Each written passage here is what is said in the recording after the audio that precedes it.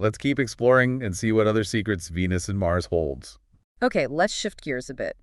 We've talked about Venus and Mars, the myth, but Botticelli doesn't present it in this grand, epic way, does he? There's a sense of intimacy, almost like we're peeking into a private moment. You're right. It doesn't feel like gods and goddesses on Mount Olympus. It feels more like a scene from a Renaissance villa. Exactly. And I think that's part of what makes this painting so relatable. He takes these larger-than-life figures and humanizes them, shows them in a context that his audience would recognize. Right, so it's like he's bringing mythology down to earth, making it accessible and relevant to the everyday lives of Renaissance Florentines. Precisely. This interplay between the divine and the mundane was a hallmark of Renaissance art and culture. It reflected that humanist belief that the classical world wasn't this distant past, but a source of inspiration for the present. Exactly. Like they were trying to bridge that gap between ancient and modern, finding connections between their lives and those of the Greeks and Romans. I like that, bridging the gap. And Botticelli does this masterfully in Venus and Mars. He draws on the classical myth, but he incorporates elements of contemporary life. He does. Like the clothing, the landscape, even those mischievous satyrs. They all have a distinctly Renaissance flavor. They do, yeah. That's part of what makes it so intriguing. It's this fusion of the classical and the modern, the mythical and the everyday. It's like he's creating a dialogue between the past and the present, inviting us to consider how these ancient stories still speak to our lives today. And that's the power of art, isn't it? To transcend time and cultural boundaries, to connect us to something larger than ourselves. Absolutely. It's a gift that keeps on giving, revealing new layers of meaning with every encounter. Venus and Mars is a perfect example of that. It's a painting that rewards close attention, sparks curiosity, and invites you to really delve into the world of the Renaissance. It's a journey of discovery, and I'm enjoying every step of the way. So what's next? What else is waiting to be discovered? Well, we've explored the symbolism, the historical context, the literary influences, but there's one more layer I think is worth exploring, the role of beauty in Botticelli's work. Ah, yes, beauty. Beauty is at the very heart of Renaissance art. What do you think makes Botticelli's approach to beauty so unique? Well, for Botticelli, beauty wasn't just about physical perfection. It was also about grace, harmony, and this kind of ethereal quality that transcends the earthly realm. So more than just a pretty face, it's a deeper, more spiritual kind of beauty. Exactly. And you can see that in Venus and Mars. Venus, of course, is the embodiment of beauty, but it's not a conventional sensual beauty. She's fully clothed, her expression serene, almost otherworldly. It's like she's radiating an inner beauty, a spiritual radiance. It goes beyond physical appearance. Exactly. And that's what makes Botticelli's work so captivating. He captures a kind of beauty that speaks to the soul. It inspires awe and wonder. A beauty that's both timeless and transcendent. Absolutely. It's a reminder that true beauty isn't fleeting or superficial. It's something deeper, more profound, something that connects us to something larger than ourselves. A glimpse of the divine, perhaps? Perhaps. And that's what makes Botticelli's Venus and Mars such a masterpiece. It's a celebration of beauty in all its forms, from the physical to the spiritual. It's a reminder that beauty can inspire, uplift, and transform us. And that's a message worth cherishing. Absolutely. Okay, so we've explored the symbolism, the historical context, the literary influences, the role of beauty. What else is there to uncover in this endlessly fascinating painting? Well, I think the most important takeaway is that Botticelli's Venus and Mars isn't just a static image. It's a dynamic work of art that invites us to participate, to engage, to ask questions. It's a conversation starter, a catalyst for thought and exploration. Exactly. And that's the beauty of art, isn't it? It's not about finding definitive answers. It's about asking the right questions, challenging our assumptions, and finding new ways of seeing the world. It's about opening our minds and our hearts to new possibilities. Precisely. And Venus and Mars offers us a wealth of possibilities to explore.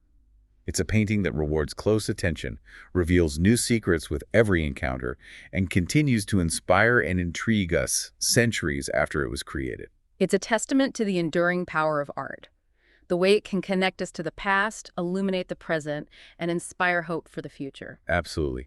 And as we conclude this part of our deep dive into Botticelli's Venus and Mars, I think it's worth asking, what is it about this painting that continues to resonate with audiences today? Ooh, I like that. It's a challenge, an invitation for continued exploration. It is. We've uncovered so much together, the symbolism, the historical context, the artistic techniques. But ultimately, the meaning of this painting is something each viewer must discover for themselves. It's a personal journey, guided by our own experiences, interpretations, and emotional responses. Precisely.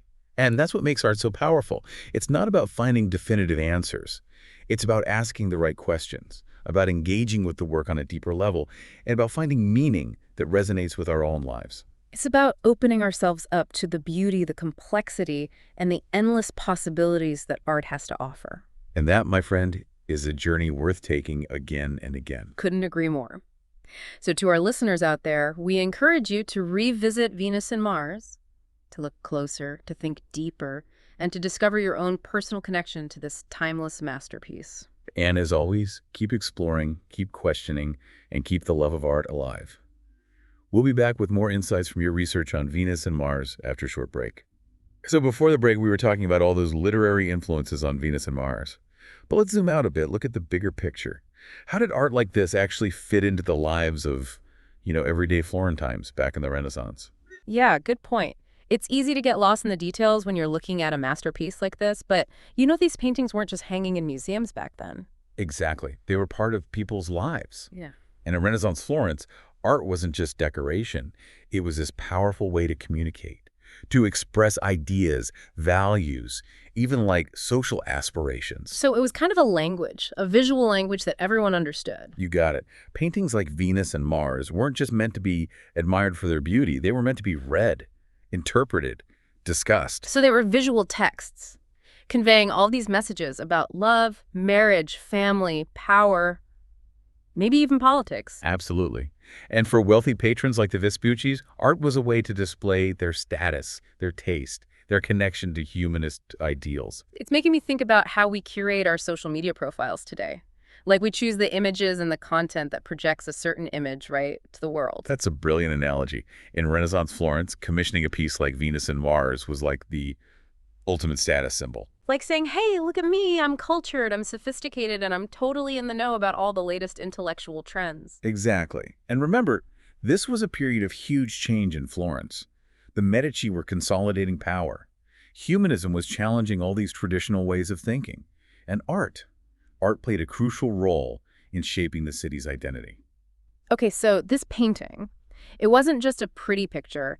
It was a reflection of all that change happening in Florence, a tiny snapshot of all that cultural and intellectual ferment. Precisely. And that's one of the things that makes it so fascinating. It's not just art. It's like this window into an entire era. A time capsule almost, preserving a moment in history and allowing us to glimpse the lives, the beliefs, the dreams of these Renaissance Florentines. It's a reminder that art is never created in a vacuum.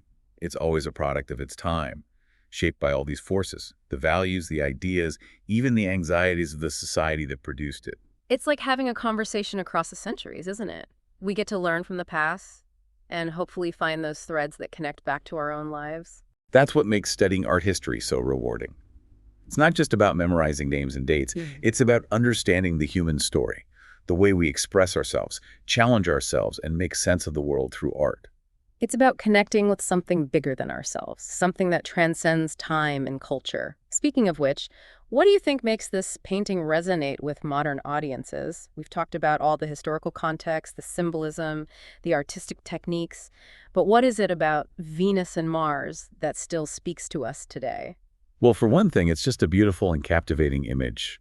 I mean, the composition is so dynamic, the colors are vibrant, the figures are incredibly graceful and lifelike. It really is visually stunning. Even if you knew nothing about the story or the symbolism, you'd still be drawn to it. Absolutely.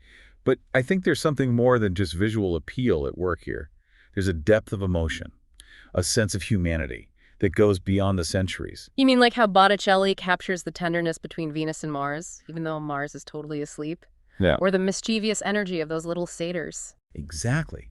Even though they're mythical figures, we can relate to their emotions, their interactions, even their flaws.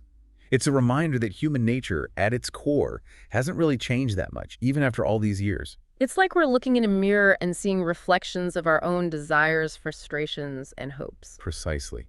And that's what makes art so powerful. It connects us across time and culture, reminds us of our shared humanity. It's like this bridge between the past and present, allowing us to engage with these different perspectives, challenge our own assumptions, And maybe broaden our understanding of ourselves and the world. And I think that's why Venus and Mars continues to fascinate people today. It's not just a beautiful object. It's a work of art that speaks to something deep within us, something universal and timeless. It's a reminder that beauty can inspire, love can conquer, and even amidst chaos, there's always hope for peace and harmony. And that's a message worth holding on to. So we've talked about all the historical context, the artistic techniques, the emotional resonance of Venus and Mars, but we haven't really talked about the role of the viewer. What are your thoughts on that? Oh, that's a good point. Art doesn't exist in a vacuum. It needs the viewer to complete it, to bring their own perceptions and interpretations to the table. You got it. It's not just about what Botticelli intended. It's also about how we, the viewers, engage with the work, how we bring our own experiences and perspectives to the party. Right. So it's like this conversation, this dialogue between the artist and the viewer that unfolds over centuries. It's not just a one-way street. Precisely. And with Venus and Mars, that conversation is especially rich and multifaceted. Because there are so many layers of meaning, so many details to consider, so many different interpretations to explore. Absolutely. And that's what makes this painting so rewarding. It's not something you can just glance at and walk away from. It invites you to linger, to look closer, to think, to question. It's like a challenge, an invitation to really engage with the work on a deeper level. And that engagement, that's what makes art come alive. It transforms a static image into a dynamic experience. It's how we connect with the past, understand the present, and maybe even imagine the future. That's the magic of art. I love that. So for everyone listening, we encourage you to approach Venus and Mars with those open minds, those curious hearts, and a willingness to engage with this work on your own terms. Don't be afraid to ask questions, to challenge assumptions, to find your own meaning in this timeless masterpiece. There's no right or wrong answer when it comes to art. It's all about the journey of discovery, the process of exploring, and the joy of connecting with something beautiful and meaningful. And that journey can be incredibly rewarding, both intellectually and emotionally. Yeah. It can broaden our horizons, deepen our understanding, and really enrich our lives in countless ways. And that's why we love art, isn't it? It has this power to transform us, to inspire us, to connect us to something bigger than ourselves. It's a gift that just keeps on giving. Before we move on to the last bit of your research, I have one final question that I think a lot of our listeners might be wondering about. Go ahead. What's on your mind?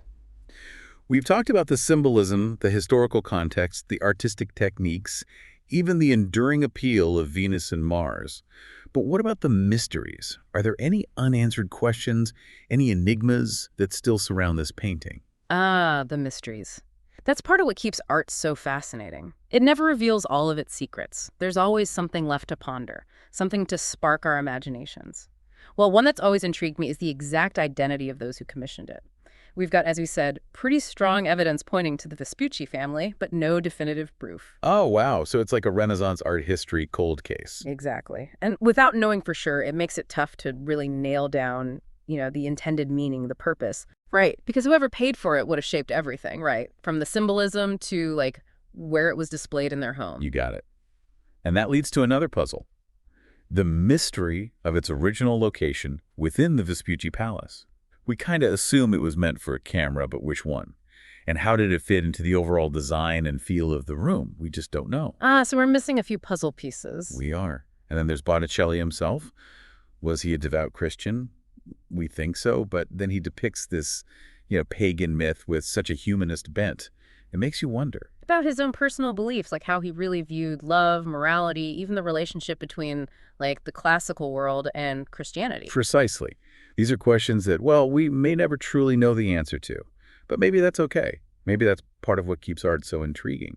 It invites us to sit with those ambiguities, consider different viewpoints, and maybe even find our own personal meaning within those mysteries. To embrace the unknown, the unanswered questions. Exactly. And as we wrap up this deep dive into Botticelli's Venus and Mars, I hope we've left you with a sense of wonder and a desire to keep exploring this painting. To look closer, to ask questions, and to, let the painting speak to you in its own unique way. And who knows? Maybe you'll be the one to uncover those long-lost secrets, solve the mysteries that have baffled art historians for centuries. Well, that's the beauty of art, isn't it? There's always something new to discover, something more to learn, something else to appreciate. It's a journey of endless fascination. Thanks for joining us on this deep dive. And until next time, keep exploring, keep questioning, and keep that love of art alive.